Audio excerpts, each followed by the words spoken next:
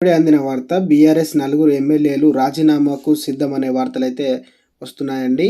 అదేంటనేది ఈ వీడియోలో వెళ్ళి పూర్తిగా ఇన్ఫర్మేషన్ అనేది తెలుసుకుందామండి. ముందుగా వీడియో చూస్తున్న ప్రతి ఒక్కరు కూడా వీడియోని లైక్ చేయండి. చాలామంది వీడియో చూస్తున్నారు కానీ ఛానల్ని సబ్స్క్రైబ్ అయితే చేసుకోవడం లేదండి. దయచేసి ఛానల్ని సబ్స్క్రైబ్ చేసుకొని సపోర్ట్ చేయండి. తోడు మిత్రులందరూ కూడా ఈ వీడియోని షేర్ చేయండి. వీడియోలు కనుక వెళ్ళినట్లయితే ఇటీవల జరిగిన శాసనసభ ఎన్నికల్లో వికారాబాద్ జిల్లాలో 4 స్థానాలు కాంగ్రెస్ వశమయ్యాయి. రంగారెడ్డి జిల్లాలో మెజారిటీ స్థానాలు కూడా హస్తగస్తమయ్యాయి.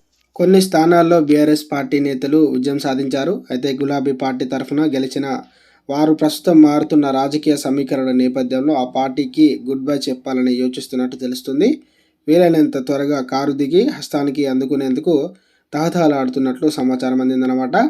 అయితే ప్రస్తుత రాజకీయ పరిస్థితుల నేపథ్యంలో బీఆర్ఎస్ పార్టీలో కొనసాగితే తమకు రాజకీయ భవిష్యత్తు అంతంతగా ఉంటుందని పలువురు ఎమ్మెల్యేలు భావిస్తున్నట్టు తెలుస్తుంది. అందుకు అనుగుణంగా కారు దిగి చేతికి అందుకునేందుకు ఒక పావులు కదుపుతున్నారు.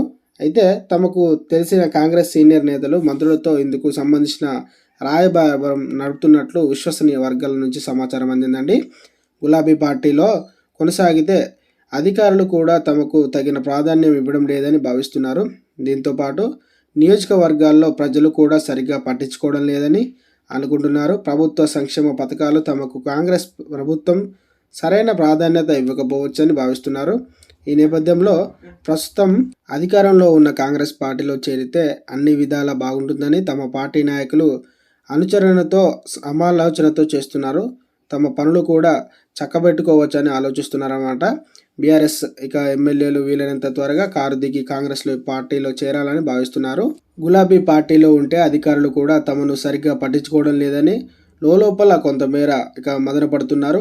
ఇలా అన్ని విధాలుగా పరిస్థితులను బేరీజు వేసుకొని ముందుకు సాగాలని యోచిస్తున్నారు. త్వరలో వచ్చే ఎన్నికల్లో ప్రస్తుతం ఉన్న ఎంపీ ఎమ్మెల్యేలు పనిచేయడం కూడా సందేహంగానే కనిపిస్తుంది. అప్పటిలోపు పార్టీ కనువ మార్చాలని భావిస్తున్నారు. త్వరలో నిర్వహించే ఎంపీ ఎన్నికల వరకు రాజకీయ పరిణామాలు అత్యంత వేగంగా మారే పరిస్థితి కనిపిస్తుందని, ఎవరు ఏ పార్టీలో కొనసాగుతారనే వేచి చూడాల్సి ఉందని చెప్పడం జరిగిందనమాట. సో ఫ్రెండ్స్, ఇలాంటి అప్డేట్స్ కోసం మన ఛానల్ని సబ్స్క్రైబ్ చేసుకొని సపోర్ట్ చేయండి. Thanks for watching.